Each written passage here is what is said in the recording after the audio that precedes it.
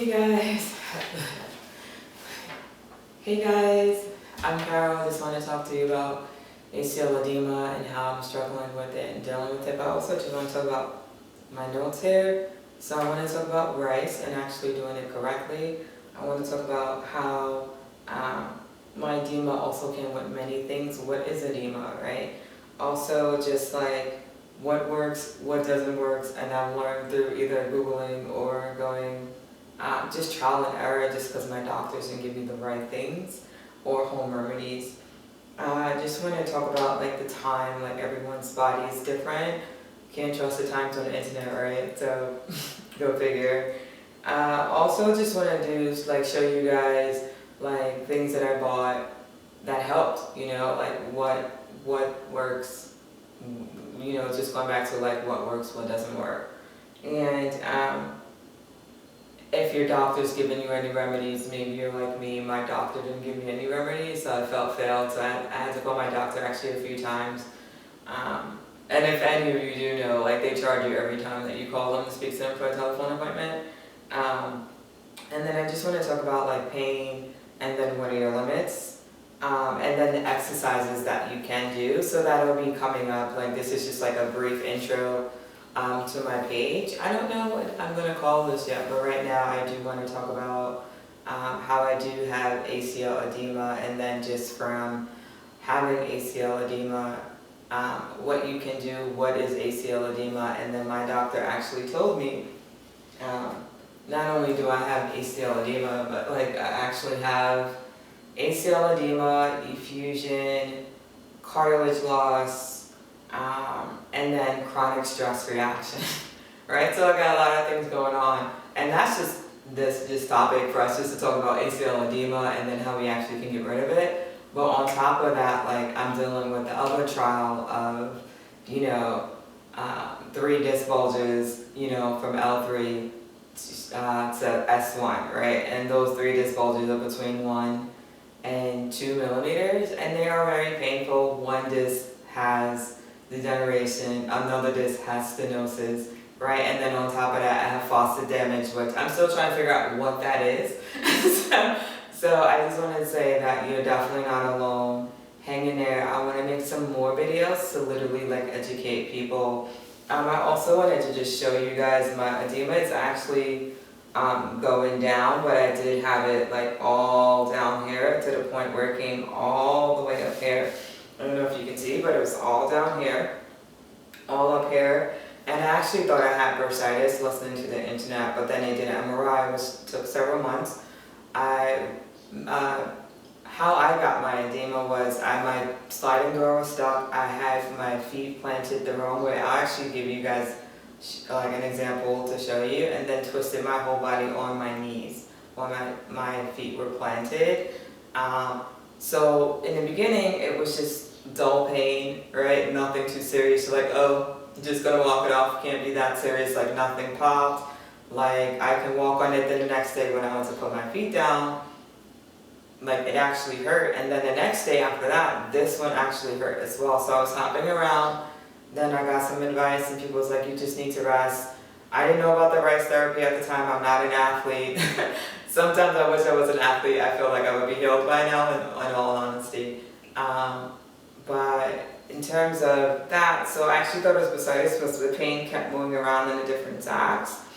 And then when I would lean on something, it would hurt even more. So, but then I realized, don't walk around on a sprained knee. As you're walking around on a sprained knee, you're actually inflaming your ligaments, but then you're actually creating inflammation and then allowing fluid collection between the ligament cavities, which is what effusion is. So that's what I have right now. My edema is my actual joints are inflamed. Like my ACL joint or ligament is actually inflamed, and then within the ligament and joint cavities, there's actual fluid collection that's happening within the lower knee and then the upper knee. It's also on the side. So what edema feels like, it's like you're gonna have, I won't lie, if you had a bad like me, it's pretty severe. So when I would walk, like I was actually able to walk flat with dull pain, and then as time passed, like I kept walking on it. I won't lie, I walked on it for like 5 months because I was like, it's just gonna pass. And then I was doing an effusion, like an inversion table for my back, and that was making it more worse, and I kept getting this pain here. So I actually thought like I had a torn meniscus, because you know Google will tell you all sorts of things. And then what would happen then, I would get pain here. So I got pain on the inner, and then I got pain on the outer. And I do mean like it's shooting down, and it's also shooting up into your quad. And then it's shooting down, and it's also shooting back into your quad. And I actually have that in both knees, along with the infusion. And since I never knew to do like R.I.C.E therapy, which is rest, ice, compression, elevation, which we'll talk about in another video, or just to even like put my feet up against the wall, which is another thing I learned about. It was really difficult, like I sprained my knees December 18th, 19th, a little bit before Christmas on holiday break, and then I just kept walking on them. Like, to be truthfully honest, I didn't think it was anything big, and then by the time February, May came, like I still had pain, so I was like, oh, let me check it out. My doctor, you know, in Los Angeles, California, we actually have to go to the doctor, do PT before we get an MRI. 6 weeks to 8 weeks of PT before we can approve for MRI. I just paid out of pocket, it was like $840. Best money out of pocket I've ever spent. Got my results within 3 days. It's like, boom, this is what you got. You have ACL edema, you have effusion, a lot of effusion. You have, you know, cartilage loss, which is normal. You know, it wasn't like, oh, I had cartilage loss because I had edema, or I had cartilage loss because I kept walking on my leg. Like, actually, it was like for my age, like I'm between like 40 and 50 age bracket. So it was perfect, because it was like, oh, your cartilage loss is due to your age, like your normal cartilage loss is fine, but then you have your chronic stress reaction, so it's like you keep re-injuring the same injury, like what are you doing? So the only thing I could really think of was the fact that I was doing an inversion table, and as you know, the inversion table actually holds you upside down, so it's actually elongating your whole body, which means it's also stretching all those muscles in your body, which was probably one of the reasons why every time I did the inversion table, my knees will actually hurt more. And then I'm also walking on it because I'm a New Yorker, so like even though I'm in Los Angeles, like I still walk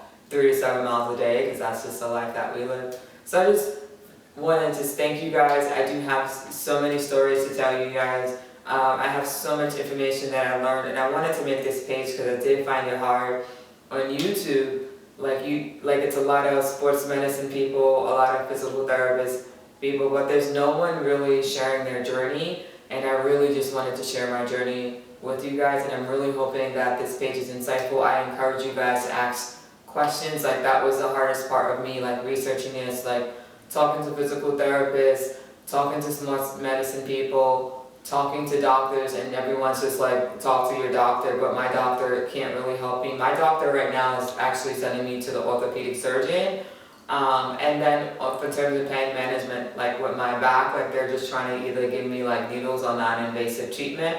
But as you know, the medical system here, like every time you make an appointment, it could be anywhere from like 1.5 months to 2 months out before you see people. So I just want to help people in the interim until you see that appointment, or just like you feel like me, where your PT exercises weren't helping you and you just scoured the internet and then you found exercises that help you, and just want to share my knowledge with you. Alright, thanks guys.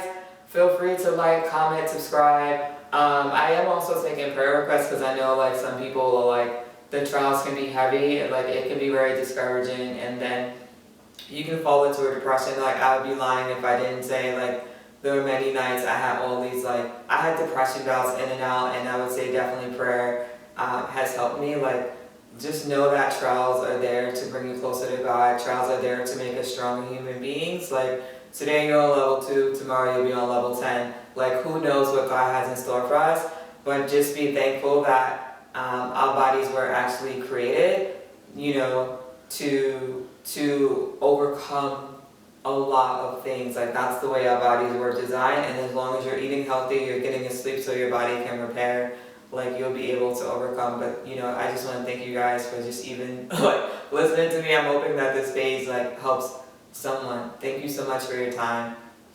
Bye.